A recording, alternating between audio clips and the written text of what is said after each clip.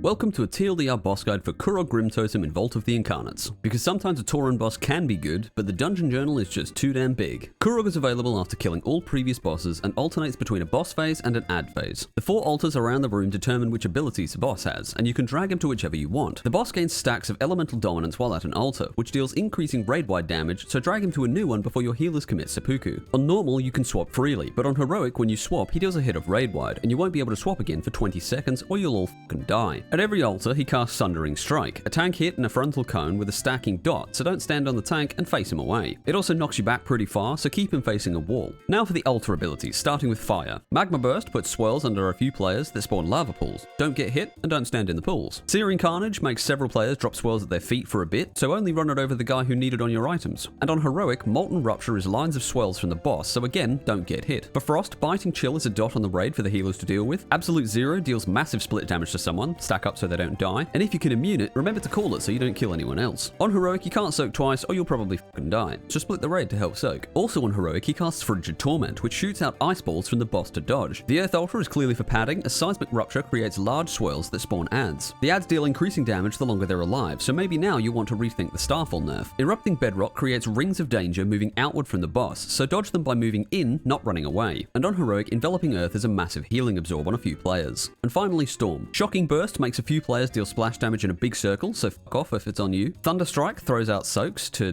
well, soak, but if you miss, you all die, so don't miss. And on heroic, Lightning Crash targets several players, making them pulse damage to the nearest person, and increasing nature damage taken. Stand next to someone without the debuff, or you'll blame each other for being the reason you're both dead. At 100 energy, Kurog becomes immune and summons 2 ads based on his dominance stacks, which means the 2 altars you use in the previous phase will be the ads you get. The Fire ad throws out big swirls that leave lava pools behind, and on heroic, they spawn an ad that casts on random players. Interrupt them and cleave them down. The Storm ad teleports around and makes the closest player pulse damage to anyone nearby, so if it's on you, pop a defensive or get a tankier class to take it for you. The Earth ad gets a stacking damage buff while attacking, which resets when it swaps target, so tanks should swap before their armor resembles a sprite can. It also gives some players a big splash circle, so move out if you get it, and it spawns big swirls to dodge. And the Ice ad casts Frozen Binds, which is a big hit and a dot on the raid, so interrupt every cast. It also casts Freezing Tempest, a storm that deals big damage to anyone too far away, so stack on the ad while it happens. You only get 2 at a time, but the ad priority will probably be based on which your group can deal with the best. After the second round of ads, the boss enters the final phase, casting abilities from every altar and dealing ramping raid-wide damage until he dies. Do your best to survive, and hopefully you got him low enough to not do it for very long. Congrats on your kill. Hopefully you can see why this is considered one of the best bosses we've had for a while, and have some fun seeing how long it takes you to one phase it. Like and subscribe if you enjoyed. I'll catch you in the next one.